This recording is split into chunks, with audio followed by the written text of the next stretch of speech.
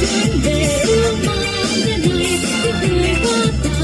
Mùa xuân này ta cùng chúc cho nhau có niềm vui, có tình yêu an lành, khắp muôn nơi ai cũng được no ấm, nhẹ nhàng vui này cùng đón Tết xuân. Chúc ông bà đi giàu sức khỏe, chúc ba mẹ sẽ luôn luôn yên vui, các em thơ sẽ luôn luôn no ấm, cùng nhau chúc tất cả. Sẽ cùng chúc mừng xuân về ước mơ sẽ về sẽ nhà xuân này mùa xuân.